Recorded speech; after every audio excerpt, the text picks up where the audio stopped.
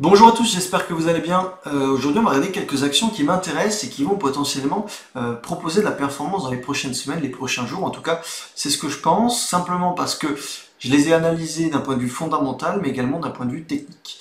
Alors, on va en regarder quelques-unes, c'est pas toute la liste que j'ai sous surveillance, mais ça va vous permettre de voir quelles sont les actions qui peuvent potentiellement déclencher un mouvement dans les prochaines séances. Vous demandez peut-être comment j'ai pu analyser ces actions-là et comment j'ai pu les détecter. Alors avant, je faisais ça manuellement. C'est vrai que ça prenait beaucoup d'heures par semaine d'analyser à peu près 10 000 actions. Et c'était vraiment redondant, barbant, etc.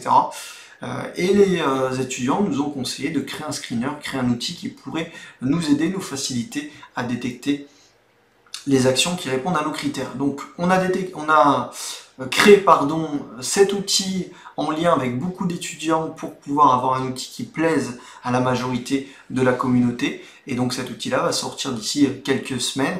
Il y aura des screeners fondamentaux, il y aura des screeners techniques, il y aura des doubles signaux, c'est un petit peu le setup préféré de Pascal. Donc il y aura beaucoup de choses. Moi je me concentre sur le fondamental et la technique pour détecter des actions en tendance avec des fondamentaux qui plaisent, c'est-à-dire un chiffre d'affaires qui augmente, des bénéfices nets par action qui augmentent, de la marge sur le produit qui augmente également, tout ce qui va faire que les institutionnels vont s'intéresser au titre et soutenir peut-être la tendance haussière encore pendant quelques mois, voire quelques années. On va commencer par Wesco International, donc c'est des équipements électriques, des matériaux électriques, donc une industrie qui est assez porteur en ce moment, puisque, on va le voir, c'est également le cas de Rexel en France, une société française qui produit des matériaux électriques et qui est dans une belle dynamique haussière. Alors, sur Wesco, on voit que les acheteurs ont la main simplement puisqu'on a des creux de plus en plus haut juste ici. Ça nous montre quoi? Voilà, les acheteurs, ils ont la main, il n'y a pas de place aux vendeurs, ils sont absorbés assez rapidement, et ce qui fait que sous cette résistance descendante, on est en train d'accumuler, de bouillonner sous résistance, et à la rupture de celle-ci, on pourrait avoir une accélération. Alors ça, il va falloir regarder en temps réel quand on va voir la cassure peut-être cet après-midi ou dans les prochains jours. Est-ce qu'on a du volume? Est-ce qu'on a un gap? Et c'est là que ça va nous intéresser. Il faut voir d'un point de vue technique si on aura tous les critères qui sont remplis. D'un point de vue fondamental et d'un point de vue de la tendance, tout est déjà rempli et il vous reste à appliquer votre timing à vous. Le mien, c'est sur dépassement de résistance avec accumulation obligatoire, mais vous, ça peut être autre chose.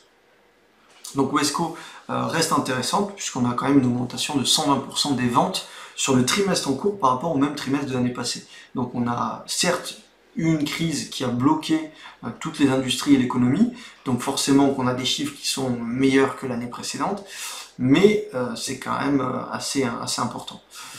On peut regarder Rexel, qui est dans une belle dynamique haussière, qui est un petit peu plus faible que Wesco. On le voit simplement que ces derniers jours, il y a eu un peu de volatilité et qu'on a fait des creux de plus en plus bas, ou en tout cas au même niveau, ce qui montre quand même que les vendeurs sont toujours un petit peu présents. Alors les acheteurs ont encore la main, mais c'est pas net, pardon. Donc on va attendre que Rexel peut-être revienne proche des 17, 60, 18 pour pouvoir s'intéresser à la valeur.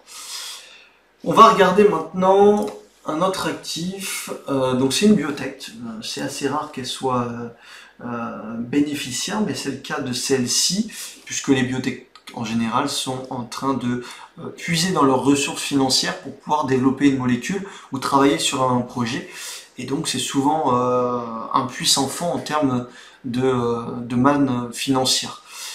Pour celle-ci, c'est rentable. On a une tendance haussière qui le montre, qui retranscrit un petit peu les fondamentaux, des creux de plus en plus hauts, et on a cette résistance des 200 qui marque pour l'instant l'arrêt de la dynamique. En tout cas, on accumule en tout dessous cette résistance, et quand on va peut-être la dépasser, il pourrait y avoir une accélération qui va avoir lieu pour, pourquoi pas, aller chercher les 250. Donc je me mets en alerte sous ce niveau des 200, et j'attends que ça casse, peut-être avec des volumes, voir la configuration technique au moment de la cassure, mais en tout cas, c'est un actif que je surveille. Passons maintenant d'un point de vue des marchés financiers et plus précisément des brokers, puisque c'est un domaine aussi qui est coté en bourse, un secteur, une industrie qui est coté en bourse, et qui fonctionne plutôt pas mal, hein, puisque avec la crise, beaucoup de particuliers se sont dit que c'est une opportunité d'achat quand le marché est assez bas, d'acheter des valeurs qui leur semblent intéressantes. Et donc, voilà, il y a beaucoup de comptes qui ont été créés sur les courtiers, et c'est un business qui est rentable, on le voit sur le marché, c'est retranscrit par une belle dynamique haussière.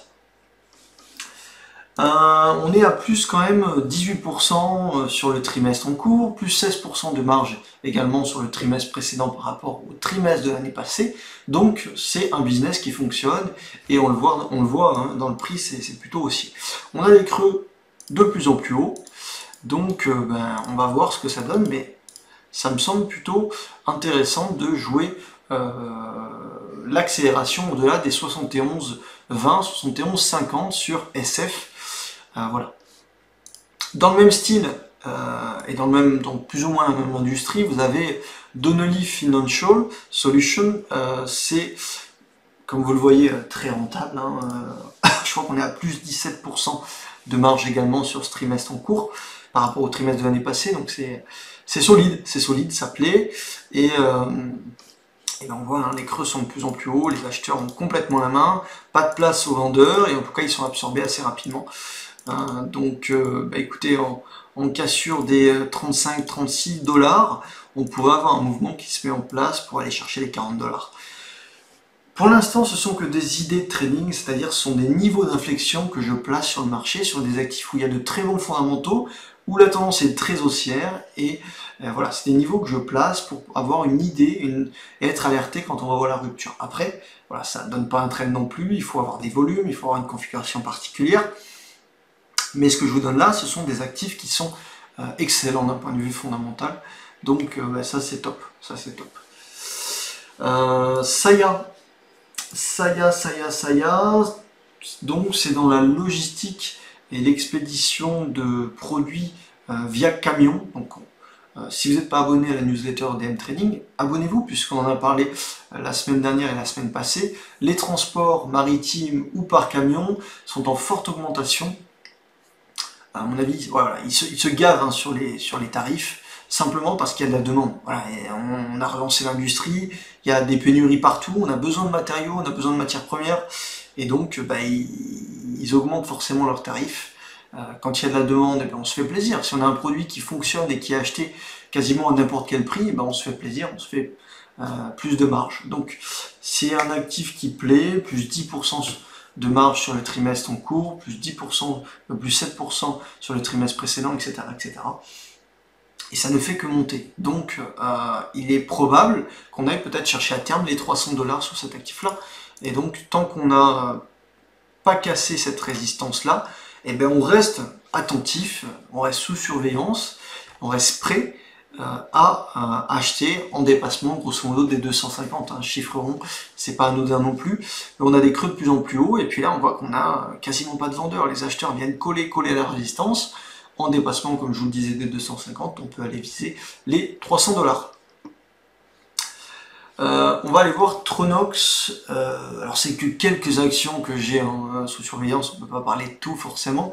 Tronox, c'est donc dans les mines de titanium, ça plaît en ce moment, et puis ça doit plaire aussi à l'industrie des électriques, on en a parlé tout à l'heure, hein, le titanium doit être utilisé dans les puces électroniques, ce genre de choses, donc on peut faire des liens comme ça, c'est vachement intéressant.